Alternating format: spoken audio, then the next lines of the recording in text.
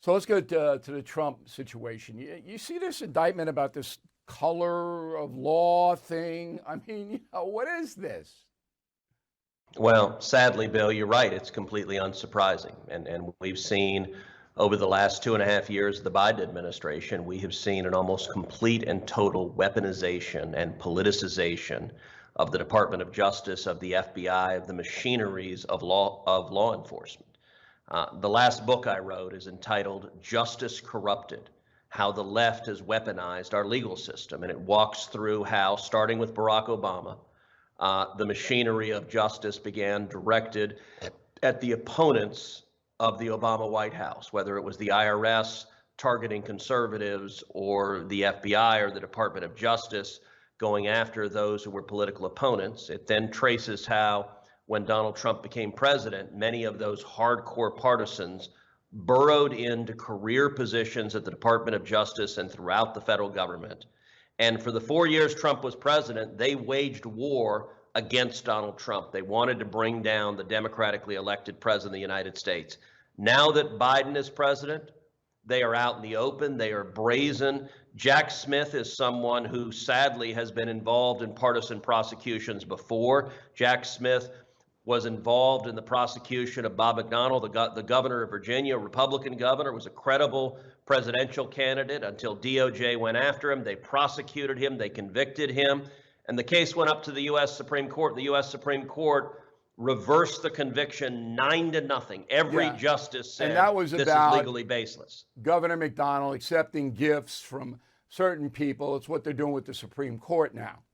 Yeah. In the Senate, do any of your Democratic colleagues, would they agree privately that this is what is taking place?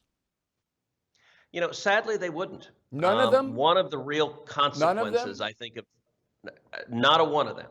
Really? One of the sad consequences of the age of Trump is that it broke the Democrat Party. That they hate Donald Trump so much that one of the things it's done is it's eliminated moderate Democrats. When I arrived in the Senate in 2013, there was such a thing as moderate Democrats. Today, their fury and rage of Trump have driven them to the far left. So you were talking just a minute ago about the IRS whistleblowers, multiple longtime career IRS employees who risked their entire careers to come forward and say what they're seeing with this Hunter Biden investigation is corrupt, that it's a political cover-up. And what they've alleged is the Attorney General of the United States, Merrick Garland, has committed multiple felonies, that he lied under oath to Congress in response to questioning from me before the Senate Judiciary Committee, and that he committed obstruction of justice. And the amazing thing, Bill, not a single Senate Democrat has any interest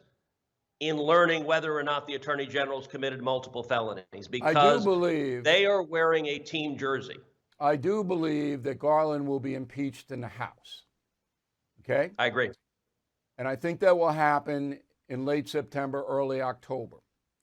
But of course, he's not going to be convicted in the Senate. However, it'll be damaging to Garland, who's not a strong man. I might point out, and I'm going to do this after you leave us, that Bill Barr was involved with this, a Republican, and Eric Holder, the three attorney generals. It started in 2014 with Hunter Biden. All three looked the other way.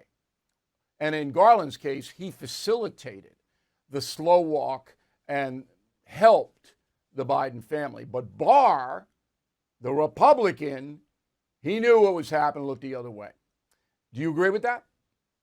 Look, there's no doubt that Barr should have been much more vigorous in going after this. If you look at the press repeats all the time, you know, David Weiss, the U.S. attorney who's bringing this investigation, is a, quote, Trump-appointed U.S. attorney. Yeah, every 2 seconds we hear that. Right. That's technically true, but the way it works in the Senate, for a U.S. attorney, he's the U.S. attorney from Delaware, he cannot get nominated unless both senators from Delaware sign off. There are two Democrat senators from Delaware, Tom Carper and Chris Coons, which means, as a practical matter, David Weiss was chosen by the two Democrat senators. And to be clear, in the state of Delaware, Joe Biden is the godfather, so to speak, of every Democrat. And so Look, I got to say, the allegations are really significant that the way this investigation was conducted, the Department of Justice's number one objective was to protect Joe Biden so that the investigators were forbidden from asking about the big There's no guy, question asking about about money that. going to Joe Biden. There's no question That I about it. think Hunter was set up as the fall guy and the patsy, essentially. Well, Hunter took the money, and so did Jim. And where's Yep. Jim? Nothing happened to Jim. Now, one more question about politics, and then we'll get on to the Biden situation. You ran against Trump in 2016, and now Trump's way ahead in the polls. DeSantis was thought to be a competitor, but DeSantis has not gotten off to a good start, primarily because he doesn't, it's really difficult, as you know, you went through it. I mean, to switch from a state or a Senate or the House into this massive national campaign.